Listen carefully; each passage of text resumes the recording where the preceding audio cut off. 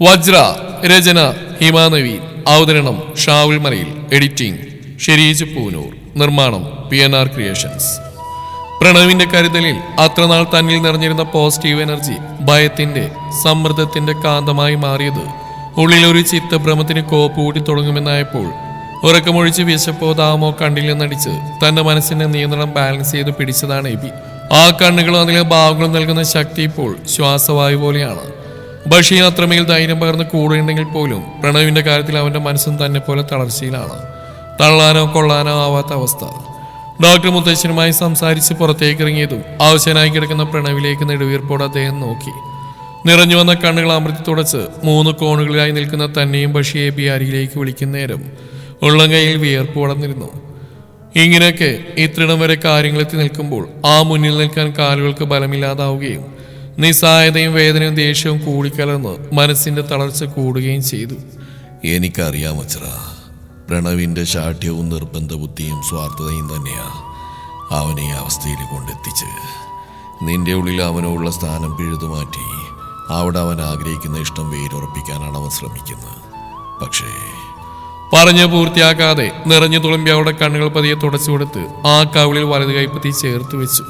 അത്യധികം വാത്സല്യത്തോടെ, നിറഞ്ഞ സ്നേഹത്തോടെ, കണ്ണുനീരോടെ.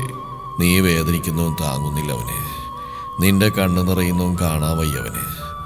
എന്നോട് പറഞ്ഞതാ ഇഷ്ടം പറഞ്ഞ് നിന്നെ ബുദ്ധിമുട്ടിക്കില്ലെന്ന്. പക്ഷേ ഇപ്പോ കയ്യിൽ നിന്നിട്ടുണ്ടാവില്ല മനസ്സേ. നിനക്കും ബഷീറിന് ചുറ്റും അവനുണ്ടാക്കിയ അവൻ്റെ ലോകം പെട്ടെന്ന് ഒരു ദിവസം പൊട്ടിച്ചിതറിയത് താങ്ങാൻ പറ്റിയിട്ടുണ്ടാവില്ല. എന്നോട് അങ്ങനെയൊക്കെ പറഞ്ഞെങ്കിലും എല്ലായ്പ്പോഴും കൂടെ നീ വേണമെന്ന് അത്ര ഡീപ്പായിട്ട് വാശി പിടിക്കുന്ന അവൻ പോലും അറിയാത്ത അവൻ്റെ ഉപബോധ മനസ്സ് ഇങ്ങനെ ഒരു സിറ്റുവേഷൻ ഉണ്ടാക്കി പ്രതികരിച്ചു. നിങ്ങൾക്ക് 3 പേർക്ക് എത്ര കണ്ട് ടെൻഷനും സങ്കടവും ബുദ്ധിമുട്ടുണ്ടെന്ന് എനിക്കറിയാം. എന്നെ ഓർത്ത് അവനോട് ക്ഷമിക്കണം. ആ മനുഷ്യൻ അത്രയും പറഞ്ഞു തീർക്കും മുമ്പേ വജ്രേബി അദ്ദേഹത്തിന്റെ കൈ കൂട്ടിപ്പിടിച്ചിരുന്നു. ബഷീർ കണ്ണു നിറച്ച് നിൽക്കുന്നുണ്ട്. മുത്തശ്ശൻ, എനിക്ക് എബി അല്ലാതെ മറ്റാരെയും. അദ്ദേഹത്തിന് മുമ്പിൽ നിന്നുകൊണ്ട് പോലും തന്നെ വേണമെന്ന് പറയുന്ന വിതുമ്പുന്ന അവളെ മറുനിറച്ച് നോക്കിപ്പോയി എബി. മുത്തശ്ശൻ ചെറുചിരിയോടെ അവളെ എബിയെയും ചേർത്ത് പിടിച്ചു. എനിക്ക് മനസ്സിലാവും, വൈകാതെ പ്രണവ് അത് ആക്സെപ്റ്റ് ചെയ്യും. എബിൻ്റെ ആത്മാർത്ഥത അവൻ തിരിച്ചറിയുക തന്നെ ചെയ്യും. ഇപ്പോൾ അവനെതിരെയുള്ള ആയുധ നിന്നെ ഇവൻ കാണുന്നതെന്ന വിശ്വാസം അത്ര കുറച്ചു പോയിട്ടുണ്ട് അവൻ്റെ ഉള്ളിൽ. ആ ചിന്തയാണ് അവനെ ഭരിക്കുന്നത്. ഇപ്പോൾ അത് മാറ്റണം. മുത്തശ്ശൻ വാക്ക് തരിക. അവനെ സ്നേഹിക്കണമെന്ന് പറഞ്ഞവൻ നിന്നെ ഇനി ബുദ്ധിമുട്ടിക്കില്ല. തിരിച്ച് പ്രണവിനോട് ക്ഷമിക്കാൻ മക്കളും തയ്യാറാവണം. അവനെ പഴയ പ്രണവാക്കാൻ ഞാനൊരു സഹായം ചോദിക്കട്ടെ മോളോട്. ബഷീറിനെ അരികിലേക്ക് ചേർത്ത് നിർത്തി അദ്ദേഹം എന്താണ് പറയാൻ ഉദ്ദേശിക്കുന്നതെന്നോർത്ത് എബിയുടെ ഉള്ളൊന്ന് പിടച്ചു. വജ്രയുടെ നെറ്റി ഒളിഞ്ഞിട്ടുണ്ട്. ബഷീറും സംശയത്തോടെ നിൽക്കുന്നു. സ്വയം മാറിക്കോളാ എന്നവൻ ഇനി വാക്ക് തരികയാണെങ്കിൽ അവനോട് വെറുപ്പോടെ സംസാരിക്കാതെ, കുറഞ്ഞ പക്ഷം മുഖം തിരിക്കാതെ ഒരു ചിരിയെങ്കിലും നൽകാൻ മോൾക്ക് ശ്രമിച്ചൂടെ? നിന്റെ അവഗണന അവനെ ഇല്ലാതാക്കിയുള്ളൂ മോളെ. അവനെ മാനസികമായിട്ട് കുത്തിക്കയറാൻ കാത്തിരിക്കുന്നവരെ പറ്റി നിങ്ങൾക്കറിയാത്തതല്ലോ. പഠിപ്പും കരിയറൊക്കെ തുലച്ച ആർക്കും വേണ്ടെന്ന് സ്വയം ശപിച്ച അവനെ തന്നെ ഇല്ലാണ്ടാക്കും. അത് സംഭവിക്കാതിരിക്കാൻ അവനോട് ക്ഷമിക്കാൻ തയ്യാറായിക്കൂടെ മോൾക്ക്? അവനെ ഒന്ന് തെറ്റിതിരുത്താൻ സഹായിച്ചൂടെ? വെറുപ്പോ വിദ്വേഷമോ കാട്ടാതെ സമാധാനത്തോടെ സ്നേഹത്തോടെ പറഞ്ഞ് തിരുത്തിക്കൂടെ? അവൻ മാറും, മനസ്സിലാക്കും, എനിക്കുറപ്പുണ്ട്. ഉള്ളിലേതോ കനൽ പൊരിയുടെ മുള പൊട്ടിപ്പോയ ദേബി അറിഞ്ഞു. അവൻ മാറിൽ നിന്നും അവളെ സ്നേഹിക്കാതൊരു നിമിഷം പോലും അവനെ താടാൻ കഴിയില്ലെന്നും മറ്റാരെക്കാളും ബോധ്യമുണ്ട് തനിക്കിപ്പോൾ.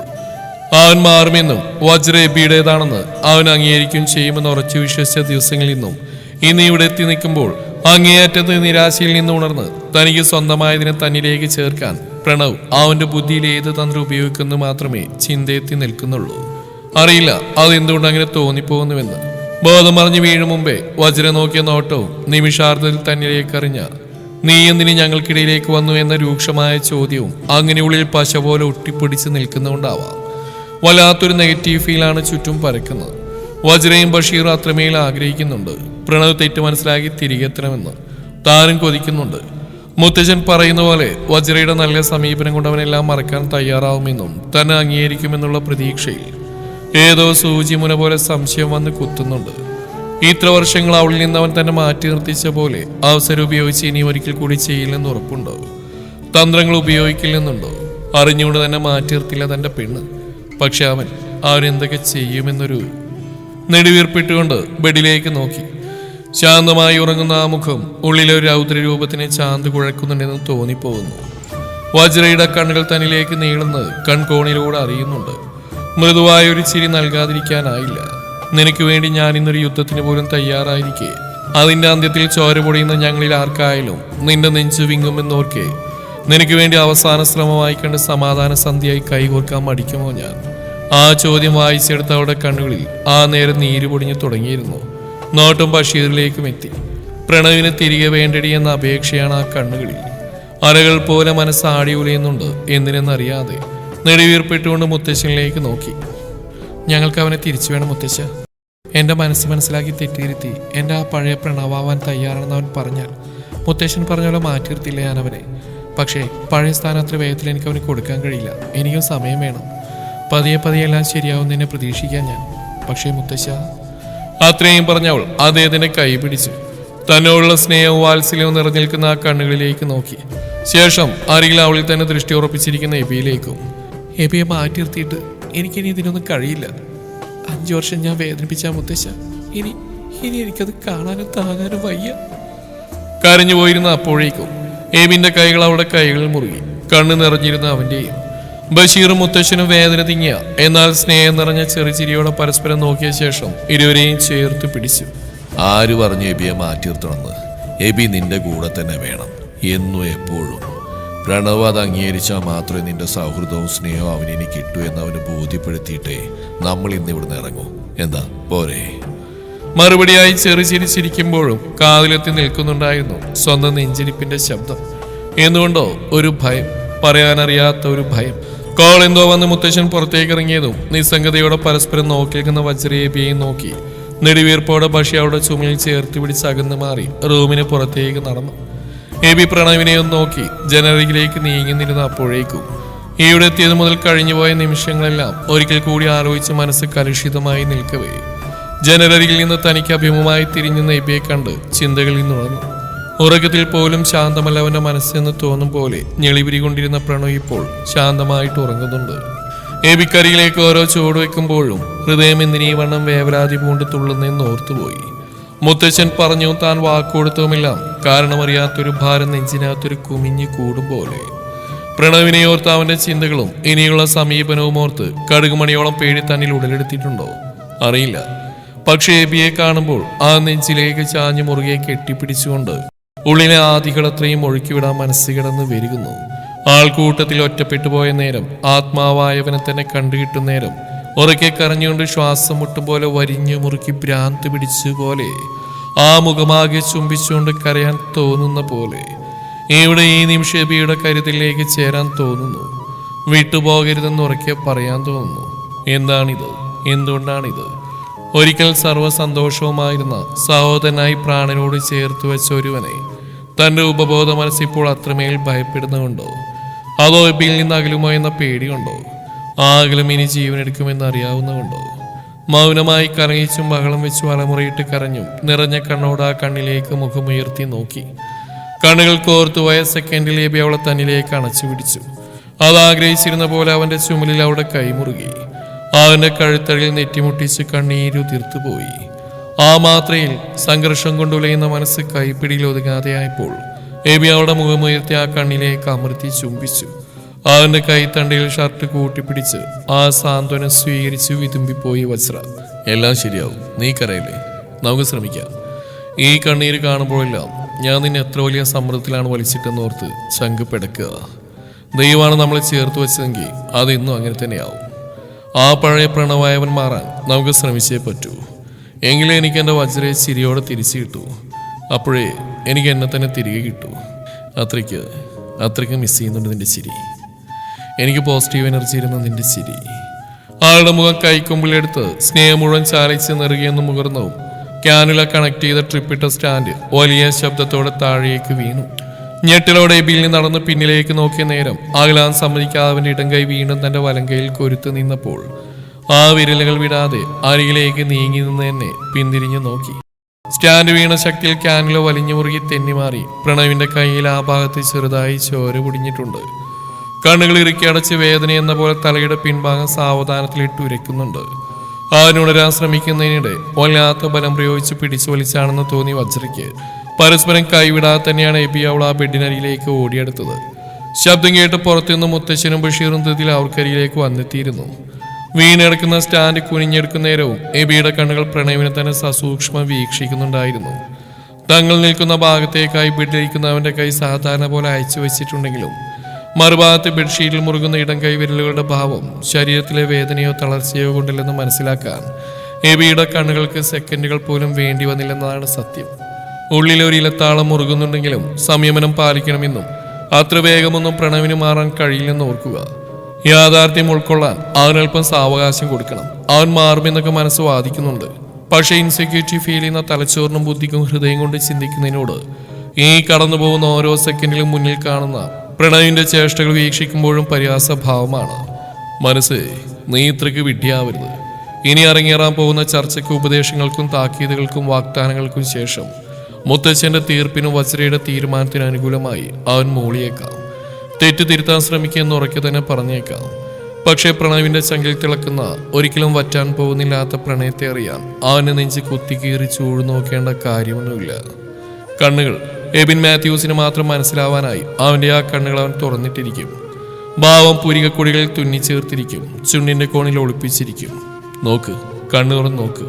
ഉള്ളിൽ നിന്നുള്ള ആരുടെ ആക്രോശത്തെ മനഃപൂർവ്വം കേട്ടിൽ നിന്ന് അടിക്കുമ്പോഴും അവളുടെ കൈകളുടെ എബിയുടെ വിരലുകൾക്ക് മുറുക്കം കൂടിയിരുന്നു. മുത്തശ്ശനും ബഷീറും കൂടി വേവലാതിയോടെ പ്രണവിന്റെ കൈയിലുഴഞ്ഞ സൂചി ശരിയാക്കുകയും സാവധാനം എടുത്തു മാറ്റുകയും ചെയ്തു. ട്രിപ്പ് തീർന്നിരുന്നു. അതുകൊണ്ടിനി അത് വീണ്ടും കണക്ട് ചെയ്യേണ്ടതില്ല.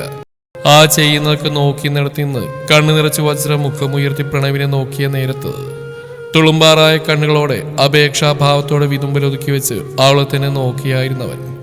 ചെന്നിയിലൂടെ കണ്ണീരൊഴുകിയിറങ്ങിയപ്പോൾ മുത്തശ്ശന്റെ കൈത്തലം കവിളിൽ പതിഞ്ഞതറിഞ്ഞ് ഇങ്ങനെയൊരു സാഹചര്യം ഉണ്ടായിപ്പോയതോർത്തവൻ ക്ഷമയാചിക്കും പോലെ കണ്ണു ചുരുക്കി അരികിൽ നിൽക്കുന്ന ബഷീറിനെ ദയനീയമായി നോക്കി. മുത്തശ്ശ, ഞാൻ തളർച്ച മാറ്റി നിർത്തി എന്തോ പറയാൻ തുടങ്ങുന്ന നേരം അരുതെന്ന് പറഞ്ഞ് വിലക്കിയിരുന്നു അദ്ദേഹം. അവനൊന്ന് വിതുമ്പിക്കൊണ്ട് മുത്തശ്ശനിൽ നിന്ന് ഓട്ടം മാറ്റി അടുത്ത സെക്കൻഡിൽ അരികിൽ നിൽക്കുന്ന വജ്രയുടെ കൈയിലേക്ക് കൈകോർത്തു. ആളുടെ കൈഞ്ഞാരുമുകളിൽ അസ്വസ്ഥതയുടെ തരിപ്പ് പാഞ്ഞു കയറിയതുപോലെ തോന്നി. വിരലുകൾ അവന്റെ വിരലുകളിൽ നിന്ന് വേർപ്പെടുത്തിയില്ലെങ്കിലും അയഞ്ഞു നിൽക്കുകയാണ്. പ്രണയമല്ലെന്ന് ഉറപ്പുവരാത്തിടത്തോളം ആ വിരലുകളെ തിരികെ പുണരാൻ കഴിയില്ല. ഉള്ളു വേവും പോലെ, ഉമിനീര് തീ പോലെ തൊണ്ടയിൽ വഴുതി ഇറങ്ങും പോലെ. കാരണം ആരും കാണാതെ മറുകയിൽ എബിയുടെ വിരലുകൾ തനിക്ക് ധൈര്യം പകരുകയാണ്. റിലാക്സ് എന്ന് വിരൽ തുമ്പുകൊണ്ട് പോലും പറയാൻ കഴിയുന്ന അവനെ ഓർത്ത് നിറഞ്ഞു വിതുമ്പി മനസ്സ്. എബിക്കല്ലാതെ ഈ സാഹചര്യത്തെ ഈ വിധം മറ്റൊരാൾക്ക് ഫീൽ ചെയ്യാൻ കഴിയില്ലെന്ന് നെഞ്ചും ഇടിക്കുന്നു. അതൊരു നീറ്റിലായി എരിയുന്നത് ഇത്രമേൽ നീ എന്നെ സ്നേഹിച്ചിട്ടും കരുതൽ കരുതി വെച്ചിട്ടും തിരികെ ഒരു മനസ്സറിഞ്ഞ ചിരി നൽകാൻ പോലെ ഇപ്പോൾ കഴിയുന്നില്ലല്ലോ എന്ന് ഓർത്തിട്ടാണ് എബി. അവന്റെ വിരലുകൾ അത്ര ഘാട്ടമായി തന്റെ വിരലുകൾ കെട്ടിമണച്ച് മുറുക്കുമ്പോൾ അവളുടെ മനസ്സ് പുലമ്പുന്നുണ്ടായിരുന്നു. വജ്ര, ഞാൻ എന്നോട് വെറുക്കല്ലേ നീ? എല്ലാം മറക്കാൻ ശ്രമിച്ചോളാം ഞാൻ. നിന്നോട് അങ്ങനെയൊന്നും പറഞ്ഞ് നിന്നെ വിഷമിപ്പിക്കില്ല. മാറിക്കോളാം ഞാൻ. എന്നോട് ചിരിക്കാതിരിക്കല്ലേ, ഇനി മുഖം തിരിക്കല്ലേ. പക്ഷേ നീ അകന്നിക്കുമ്പോൾ ധൈര്യം എത്ര സ്വരുക്കൂട്ടിയാലും വീണ്ടും ഒരൊറ്റ നിമിഷത്തിലും മരിക്കാൻ തോന്നുക. എനിക്ക് ജീവിക്കണ്ടെന്ന് തോന്നുക. വജ്രയുടെ കൈപ്പത്തിയെടുത്ത് നെഞ്ചിലേക്ക് അമർത്തി നിലവിട്ട് കരയുന്ന പ്രണവിനെ നിറഞ്ഞ കണ്ണുകൾ അമർത്തി തുടച്ച് അവനരികിലേക്ക് ചേർന്ന് നിന്ന് കുനിഞ്ഞ് അവന്റെ മുഖം നെഞ്ചിലേക്ക് ചേർത്ത് പിടിച്ചു ബഷീർ. നിന്നെ അകറ്റിർത്താൻ കഴിയോടാ ഞങ്ങൾക്ക്. ഞങ്ങൾ തനിച്ചാക്കി പോകണമെന്ന് വിചാരിക്കാൻ എങ്ങനെ തോന്നില്ല നിനക്ക്? നീ ഇങ്ങനെയൊക്കെ എന്തിനാണ്? വേണ്ടടാ, പറഞ്ഞില്ലല്ല ഞാൻ, ബോധ്യപ്പെടുത്തി തന്നല്ലേ ഒക്കെ. എന്നിട്ടും ഇങ്ങനെ. നെറ്റിയിലേക്ക് ബഷീറിന്റെ കണ്ണീരിറ്റ് വീഴുമ്പോൾ പ്രണവിന്റെ വിതുമ്പിൽ ഒന്നുകൂടി ഉച്ചത്തിലായി. എത്ര ഒതുക്കാൻ ശ്രമിച്ചിട്ടും വജ്രയും വിതുമ്പിപ്പോയി. പ്രണവിന്റെ അവസ്ഥ കണ്ടുള്ള സങ്കടത്തോടൊപ്പം ആൾ ഫേസ് ചെയ്തുകൊണ്ടിരിക്കുന്ന സംഘർഷവും നിസ്സഹായതയും ഗതികേടും കൂടി ഓർത്താണ് കരഞ്ഞു പോയത്. എബിയുടെ കണ്ണുകൾ ബഷീറിനോടുള്ള പ്രണവിന്റെ ആത്മാർത്ഥം മനസ്സിലാക്കുമ്പോഴും വജ്രയുടെ കയ്യിൽ നിന്ന് നടത്തി മാറ്റാതെ അവന്റെ കൈകളുടെ ബലം കൂട്ടുന്നു നെഞ്ചിലേക്ക് ചേർത്ത് അമർത്തുന്ന ശ്രദ്ധിക്കുന്നുണ്ടായിരുന്നു. അവൻ പറഞ്ഞതൊക്കെയും സത്യമാവണമെന്ന ചിന്തയോടെ, പ്രാർത്ഥനയോടെ. എങ്കിലും ഒരു ഭാരം. അവനോടുള്ള വിശ്വാസക്കുറവിൽ മനസ്സിൽ വീശിയടിച്ചു ഉയരുന്നുണ്ട് ഒരു ഉഷ്ണക്കാറ്റ്. വിശ്വാസവഞ്ചനയും ചതിയും ചേർന്ന് ഇനി അതൊരു കൊടുങ്കാറ്റായവൻ മാറ്റിയാൽ തന്റെ മനസ്സിപ്പോൾ കാണിക്കുന്ന ക്ഷമയും സമചിത്തയും മറന്ന് തനിക്ക് തന്ന മുന്നറിയിപ്പോ വിശദീകരണമോ നൽകാതെ രൗദ്രഭാവത്തിലേക്ക് മാറും. കാരണം ഇനിയും അവൾക്കൊരു തകർച്ചയുണ്ടായാൽ, ചതി പറ്റിയാൽ അതിൽ നിന്ന് കരകയറാൻ വജ്രയുടെ മനസ്സ് ബാക്കിയുണ്ടാവില്ലെന്ന് മറ്റാരേക്കാളും ബോധ്യമുണ്ട് തനിക്ക്. നെഞ്ചിൽ ചുമ നടക്കുന്ന അവളുടെ കണ്ണിനി അവൻ നൽകുന്ന നോവ് കൊണ്ട് നിറഞ്ഞാൽ പ്രണവിന്റെ നെഞ്ചു കുത്തി കീറാൻ അറച്ചു നൽകില്ല തന്റെ ബുദ്ധിയും മനസ്സും. ശാന്തനാവാൻ സ്വയം ശ്രമിച്ചാൽ പോലും നടക്കില്ല. അത് നല്ല ബോധ്യമുള്ളതുകൊണ്ട് മനസ്സിൽ അറിഞ്ഞു തിരിയുന്ന സംശയ ചിന്തകൾ അകറ്റി നിർത്തി ആത്മാർത്ഥമായി തന്നെ പ്രാർത്ഥിച്ചു പോകുന്നു പ്രണവിന് തിരിച്ചറിവുണ്ടാവണേ എന്ന്. നെടിവീർപ്പോടെ പ്രണവിന്റെ മുഖത്തേക്ക് തന്നെ എബി നോക്കി നിന്നു. കൺകോണിൽ ആ നോട്ടത്തെ അറിഞ്ഞെങ്കിലും അബദ്ധവശാൽ പോലും അവിടേക്ക് ദൃഷ്ടി എത്തിപ്പെടാതിരിക്കാൻ പ്രണവ് വളരെയധികം ശ്രദ്ധിച്ചു. നെഞ്ചിൽ ഇപ്പോഴും ഇരിക്കുന്ന വജ്രയുടെ കയ്യിൽ അമർത്തി പിടിച്ച് കണ്ണു നിറച്ച് തേങ്ങിയായിരുന്നവൻ. ഒരേ ഫ്രെയിമിലെങ്കിൽ അതേ സെക്കൻഡിൽ അവൾക്കും തനിക്കുമിടയിൽ അകൽച്ചയുടെ ആദ്യ ഭാഗത്തിന്റെ വരമ്പിൽ കൊത്തിയിളക്കി അടിത്തറയിൽ നിന്ന് ആദ്യത്തെ കരിങ്കൽ വലിച്ചെറിഞ്ഞെന്ന് പറയാതെ പറഞ്ഞ് എബിക്കുള്ള അവഗണനയുടെ ആദ്യ ചൂട് മറ്റൊരു ഫ്രെയിമിൽ മാറ്റിവെച്ചിരുന്നു. എബിയെ നോക്കാതെ, എബിയുടെ ഉണ്ടെന്ന് പോലും കണക്കാക്കാതെ വജ്രയെയും ബഷീറിനെയും തനിക്ക് തിരികെ കിട്ടിയെന്ന സന്തോഷത്തിലേക്ക് മാത്രം ഫോക്കസ് ചെയ്തുകൊണ്ട് അവൻ അവരെ നോക്കി കണ്ണു നിറച്ച് ചെറുചിരിയോടെ തേങ്ങി. തുടരും ഈ കഥയുടെ ബാക്കി ഭാഗം നാളെ ഇതേ സമയം.